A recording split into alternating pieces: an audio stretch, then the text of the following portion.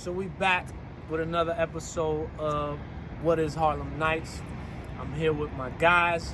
I'll introduce them to you soon. But again, if this is your first episode tuning in, man, we just want to remind you that Harlem Nights, November 17th, is more than just an event. It's a movement. It's an era.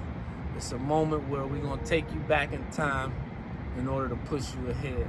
So, you know who I am, but let me introduce you to my guy, T.Moore from the CSE Posse, my man Tim, Ridall Green. What's going on? We up here in the beautiful city of Cleveland, baby.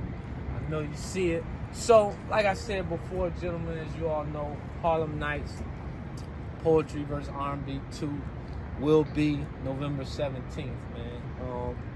The buzz is going crazy. You know, a lot of people calling, inquiring, a lot of information requests, man. So I created this series, What is Harlem Nights, just to answer those questions.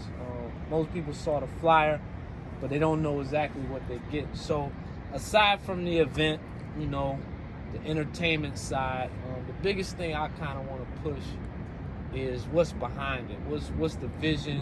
What's the goal?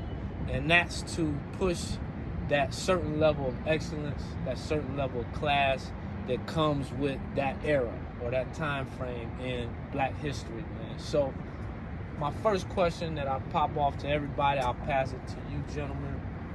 When you think of the Harlem Renaissance, what comes to mind? Either one of you can take it first. You go first? You looking at it. Right now we on top. We on top, overlooking the city. That's when we're at the top of our game. Yeah. You know what I'm saying? Uh-huh. Like excellence, ownership. Not only ownership, but good customer service and service to others. You know what I'm saying? Yeah.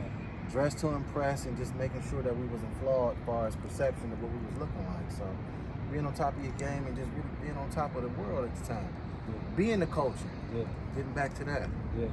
I gotta follow that. So I'll just piggyback and say, I think about Black excellence. I think about Black folks just coming together, having a great time, dressed to the nines. The ladies absolutely gorgeous. The fellas coming first day of school clean.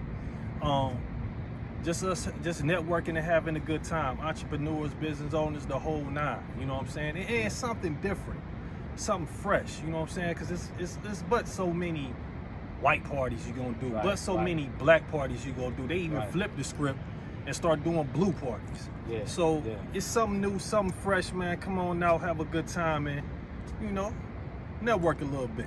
Yeah.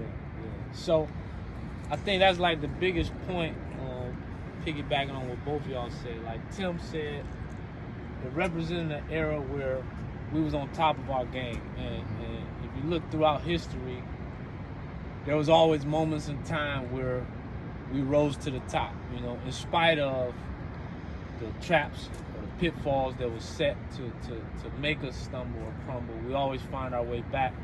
And in the other interviews, I even mentioned that it's a slow but steady movement if you're paying attention to where we're trying to get back to that. You know what I mean? And right is right, Tim. Like you said, we up here right now at the top.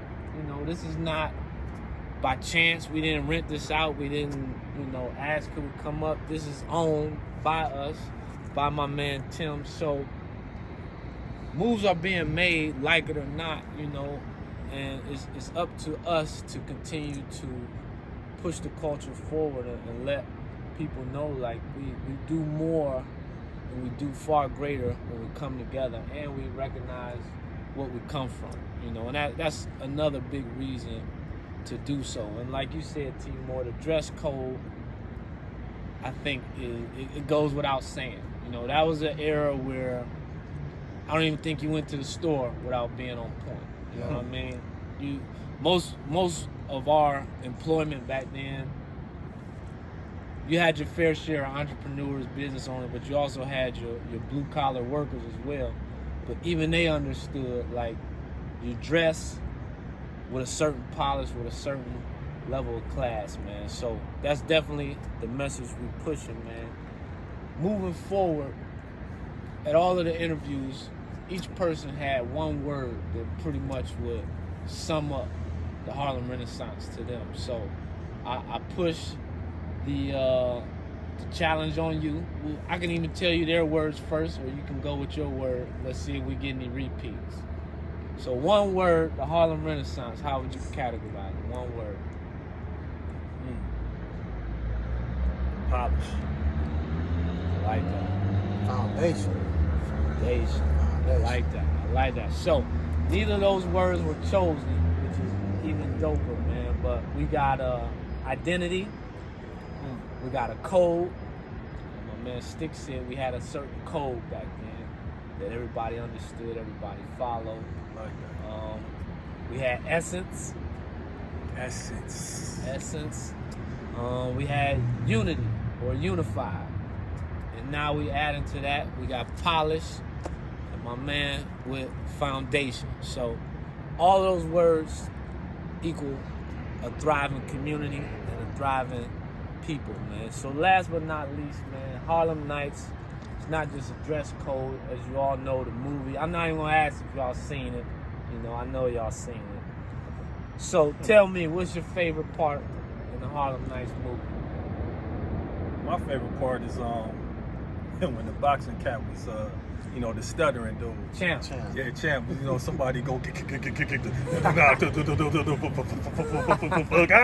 that's my favorite part of the movie. We like ready. Yeah. Ready. Like, ready. What you got? I'm gonna be honest, it was a small scene where Vera was making that sandwich for Quick. Huh. That was her way of apologizing. I seen that. You know what I'm saying? A peace offering. Yeah. You know what I'm saying? We go through what we go through internally, but I'm still gonna love you the way I'm supposed to love you and still service you. You know what I'm saying? So that little small piece stood out to me. No matter what you go through, you know what I'm saying? We still gonna keep that love where it needs to be. Yeah. And that's crazy. The guy that said the code brought that same part out. Mm-hmm.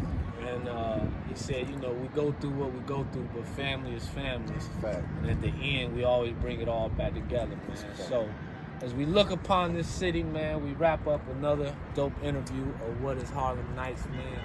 Harlem Nights, Harlem Renaissance, we're bringing it to you, Cleveland, man. Look at Cleveland, this beautiful city. It's waiting to blow back up, man. Cleveland was known, even in that era, for being dope. And it's going to take individuals like us to pull it back to that, man. So peace. We'll see you on November 17th. Out.